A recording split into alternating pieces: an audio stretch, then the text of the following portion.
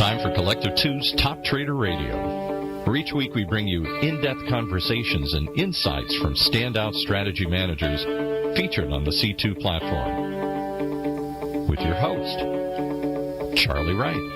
Hello and welcome to Collective 2's Top Trader Radio. I'm Charley Wright. We're very pleased you've joined us today, and we'd like to welcome our guest, Richard Metzger, lead developer and founder of Algorithmic Trading. He speaks to us from the headquarters just outside of Boise, Idaho.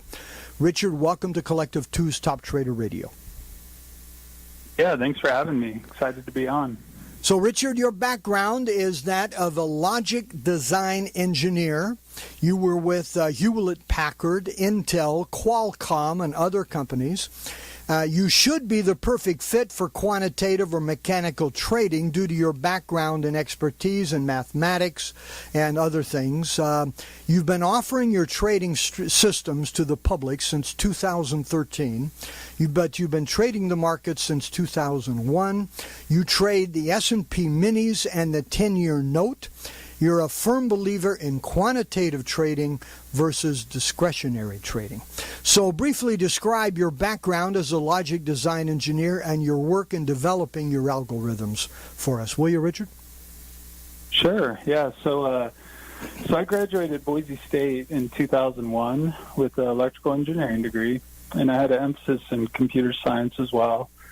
And when I left the university, my first job was with Hewlett-Packard, and so I was what's called an ASIC design engineer, which is really just a logic design engineer. So I was lucky enough to get on a design team and help design logic that goes in chips that run in HP's printers. Did that for about 3 years, and then decided to move out to Colorado and worked at another chip company out there called the Test Semiconductor, and was there for maybe about a year, and then went to Intel out in Folsom and worked on next generation memory technology. And then after that, I started contracting as a logic design engineer. I was highly specialized in that field, and it was in a field that was in high demand. So I coded logic at Qualcomm. I worked at Cypress. So I kind of about every year I would move and take a new contract. And so around 2013 of August is when I decided to leave the last company that I had worked for and start this company. The whole time throughout that period, I was trading on the side. When I was in college around 2000, I worked at a startup in Boise for an internship, and that's when I first got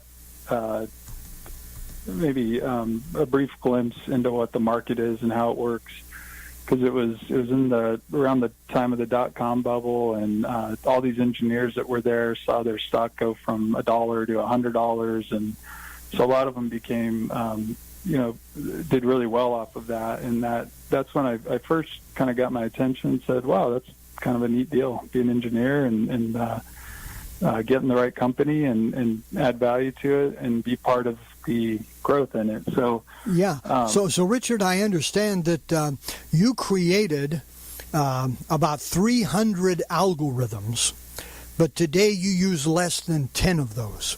So obviously a lot of work, time, and energy and testing has gone into your work. Would you describe for us your current approach to trading and how you have developed that?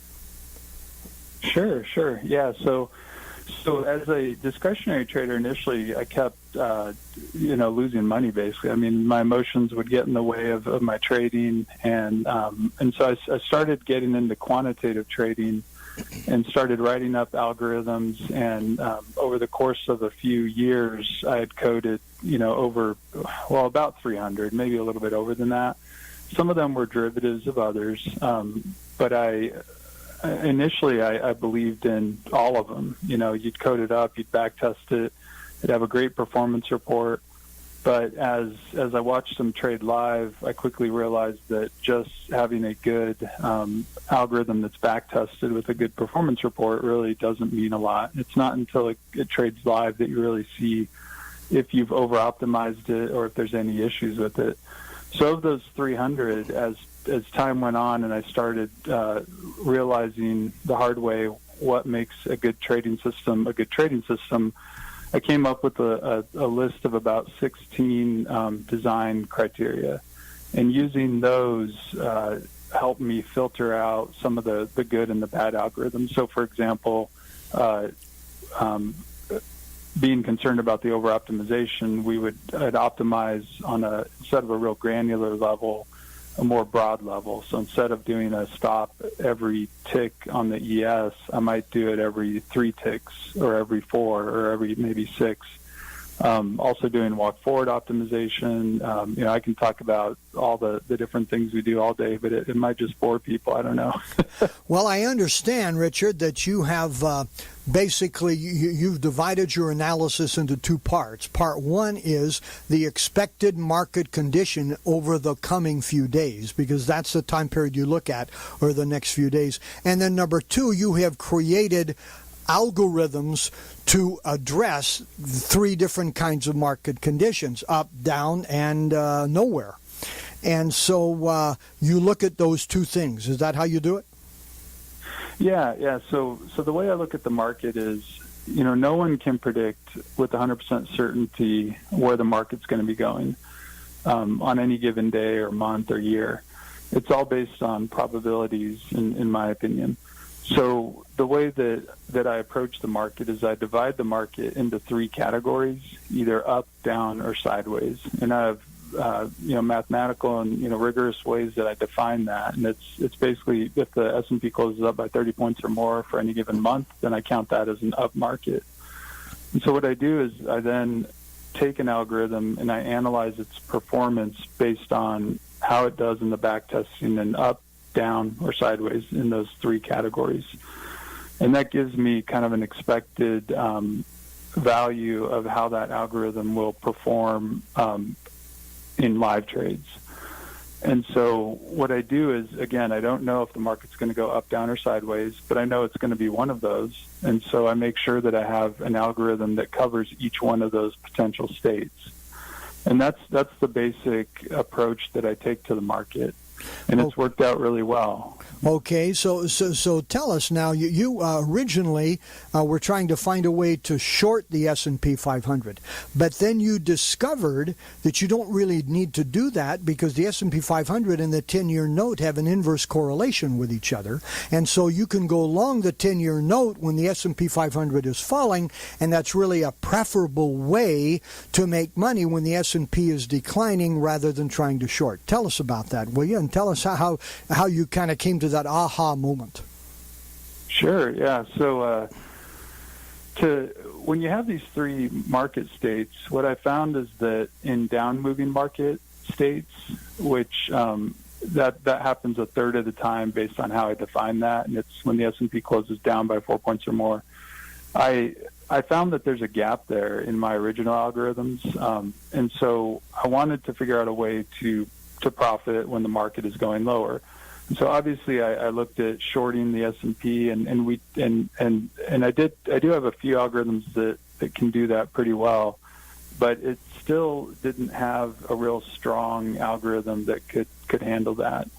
And so somebody, actually a friend of mine, recommended I look at the 10-year note or maybe the 30-year, and that was kind of the aha moment. And so, as you said, there is an inverse correlation, and it's about negative 30%. And so, so what we do instead of shorting the market is we will go long the 10-year note. And so think of it as 2 algorithms trading. One is buying the S&P, and the other one is buying the 10-year note. And when you put them together, it kind of covers all 3 of those states because the 10-year note also does well in sideways moving markets. And so you have the long S&P algo that does good when the market's going higher and okay when it goes sideways. And then you have the 10-year note that does good when the market goes lower or when it goes sideways. Very interesting.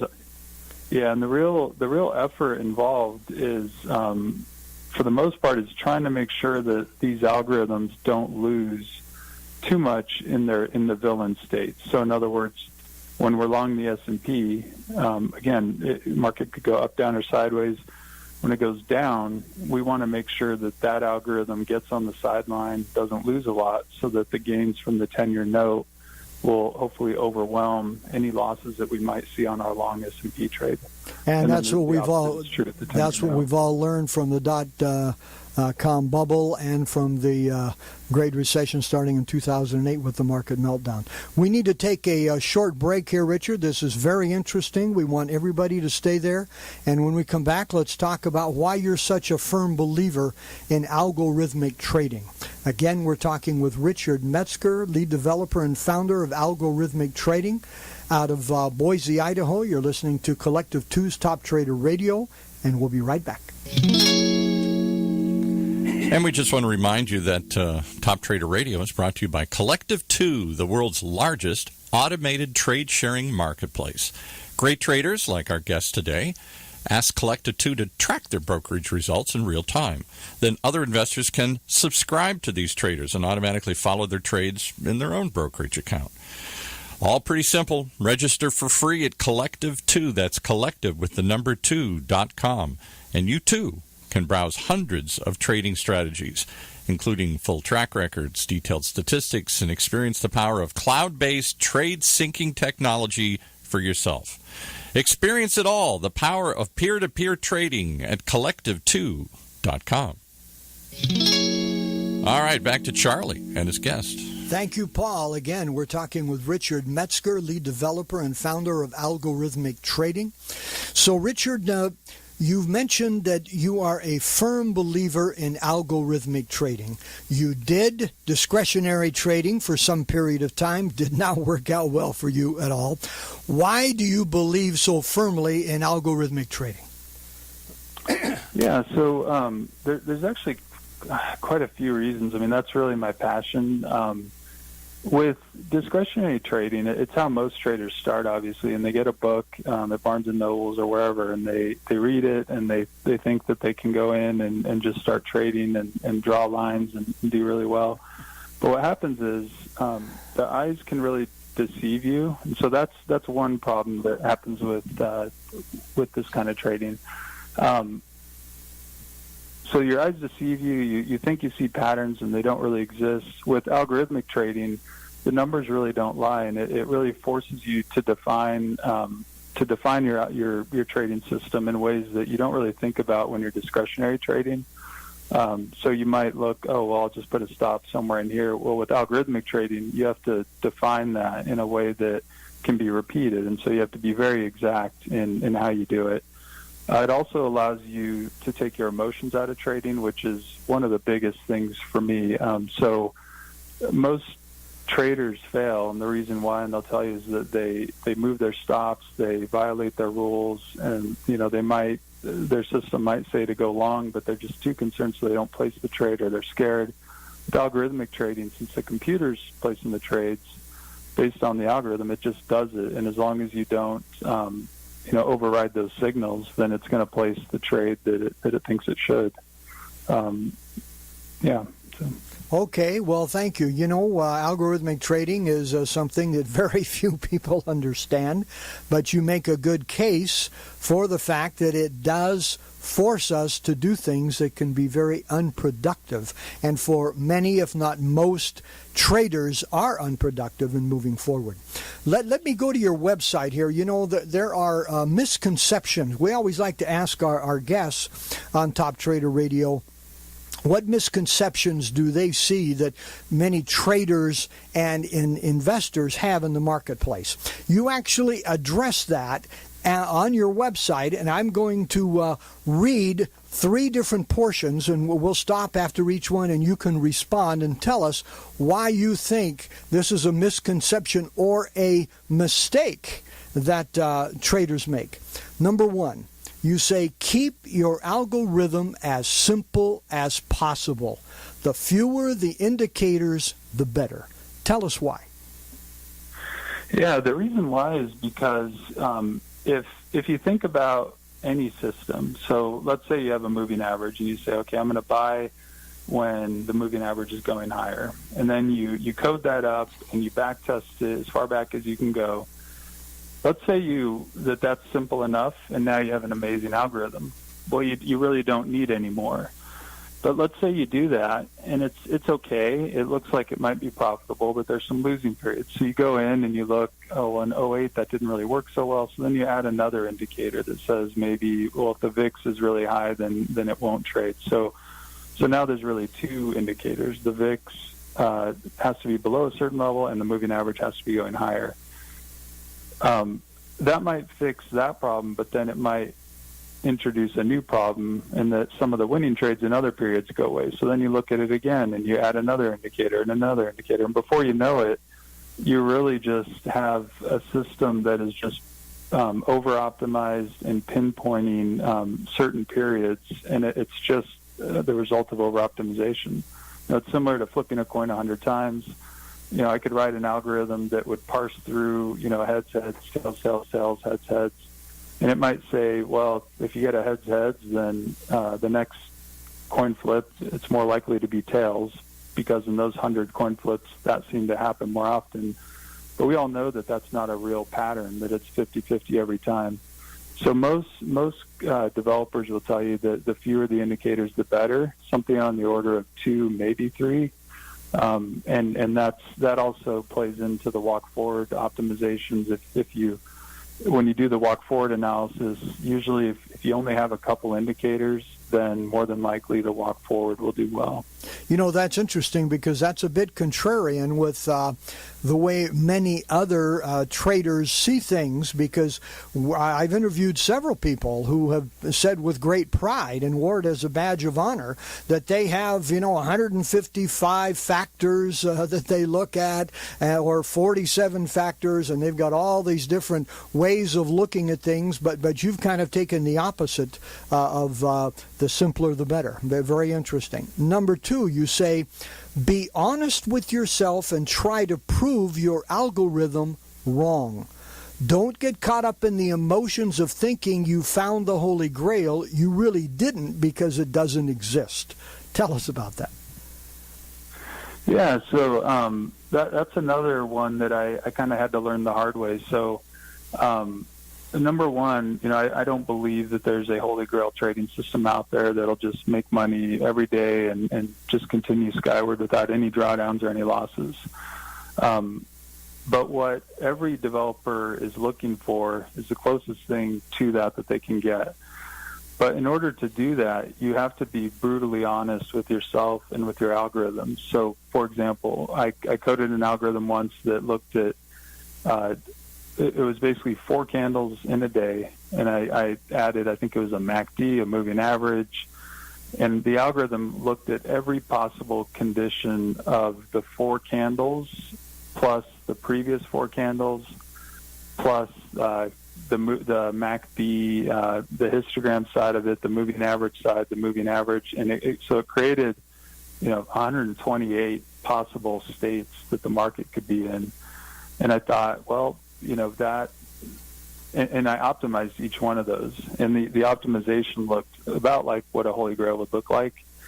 But I pretty quickly realized that, again, all I was doing was finding, the patterns in the coin flip, and that when traded live, that algorithm would not work at all. So it was just over-optimized. So you have to be real with yourself and say, well, because it's tempting to say, well, this algorithm does good in bull markets and bad in bear markets, so I'll just turn it off when we go into the next bear market. But how do you know when the bear market has happened? If there's a way for you to know, then you should be able to put that in the code. So maybe it's a 200-day moving average. Okay, good. Put the 200-day moving average in the code, and if it's ticking lower, then don't place any trades. But what can happen is you do that, and then the performance just becomes horrible or just barely good. And so then you think, well, it's okay. That was a weird fluke, the 08 bear market. And you kind of ignore it and just assume that it's not going to be a big deal. So just being brutally honest is really important, I think, in trying to prove it wrong, trying to figure out, what maybe I missed. Is there?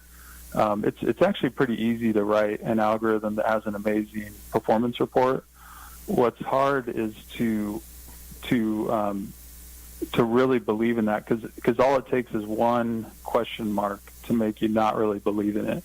And then even after you've done all that, you still want to see it trade live, and maybe your fills aren't good, maybe there's too much slippage. We trade only the S&P and the 10-year because of the volume we do. Even the NASDAQ E-minis are too illiquid for us to trade them. And so we focus on, the big, the S&P E-minis and the 10-year note. Yeah. Okay, and number 3 here, you say, and this is a very interesting point. It can be applied to many things in life.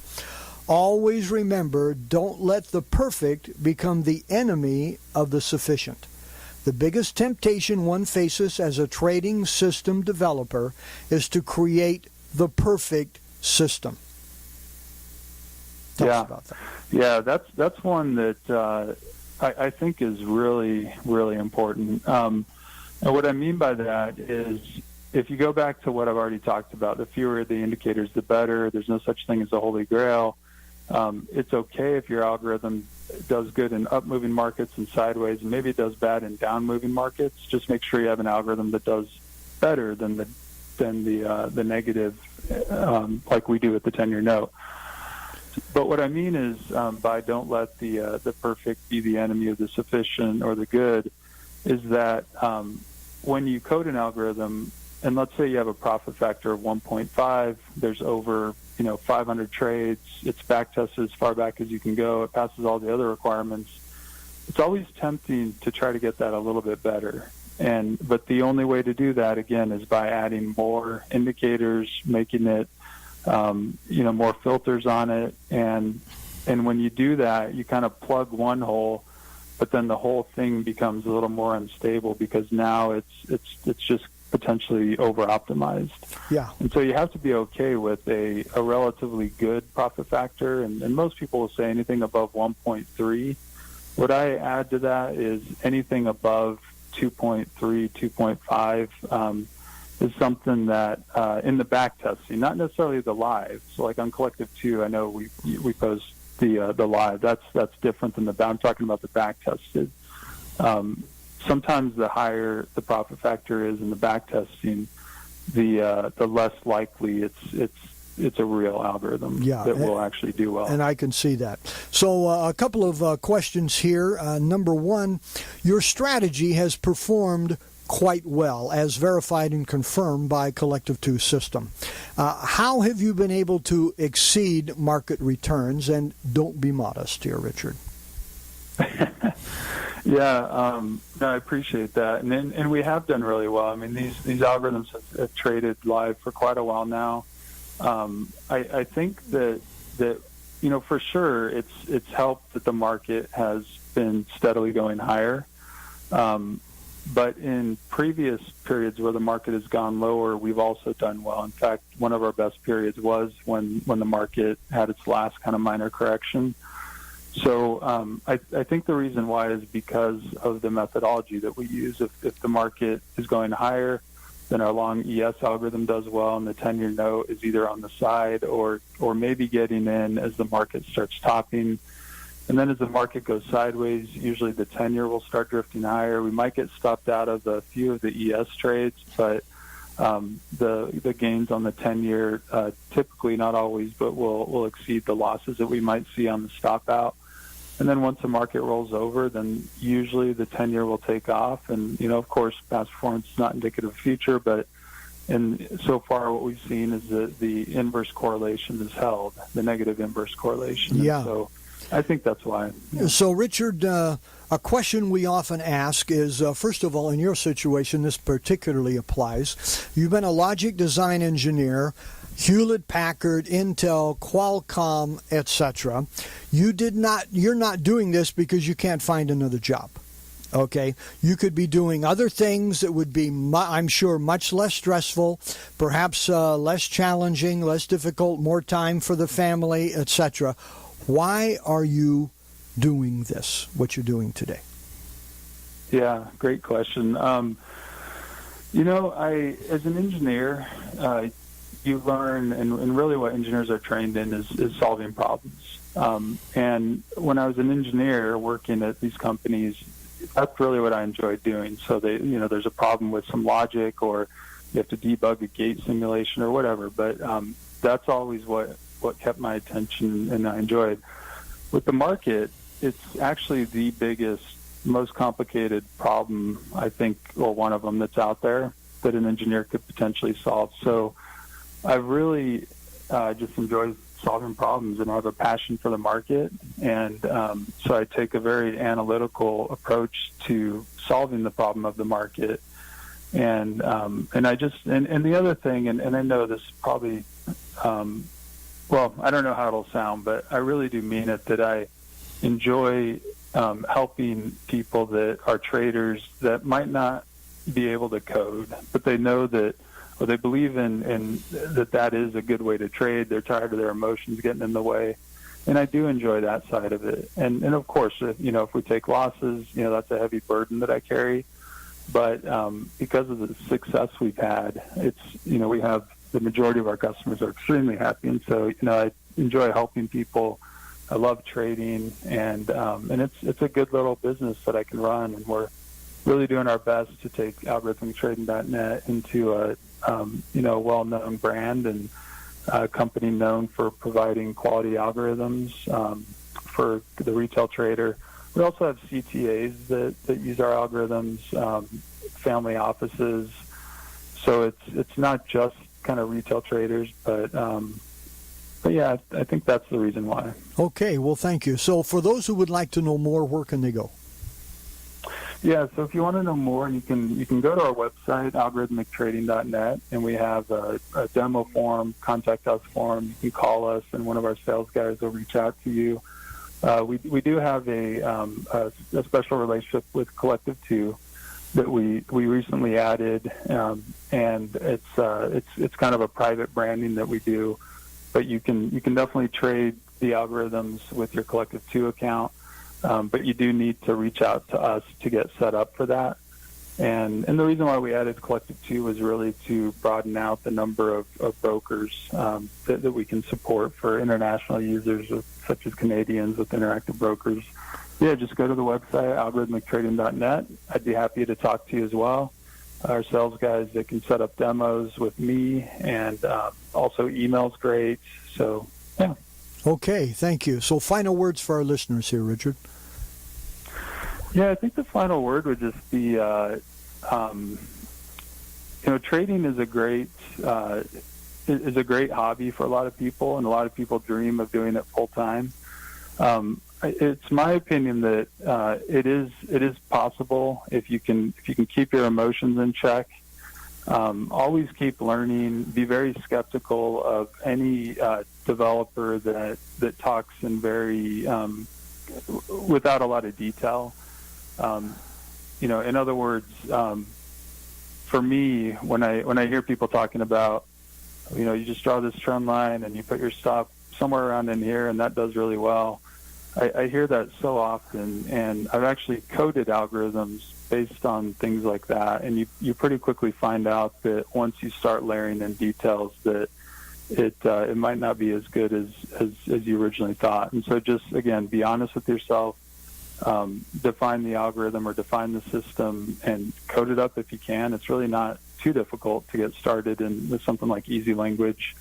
But yeah, and trading is great, and just keep learning, keep being honest with yourself, track your results, put notes in your trades, and this worked because of this, or this didn't work because of that, or rate your emotions on every trade. Maybe you can find a pattern that says if I'm super excited about a trade or 100% sure it's going to work, maybe every single time that's the one that fails. And when it's really hard to pull the trigger and you're sweating over a trade, maybe that's the one that really works well. So, just do things like that, and then, and keep at it. Richard, thank you very much for joining us today. This has been very interesting. We appreciate your insights, your honesty, and we'd like to offer our best wishes to you and Algorithmic Trading for continued success for you guys and for your clients. Thank you for joining us. Thank you. Have a great day. Thank you. So again, we've been talking with Richard Metzger, lead developer and founder of Algorithmic Trading. You've been listening to Collective 2's Top Trader Radio. To access all of our interviews, go to collective2.com/radio. That's collective2, the number 2.com/radio. And this is Charley Wright for Collective 2's Top Trader Radio, reminding you to trade like you mean it. Collective 2's Top Trader Radio is a production of OC Talk Radio and is provided for educational purposes only.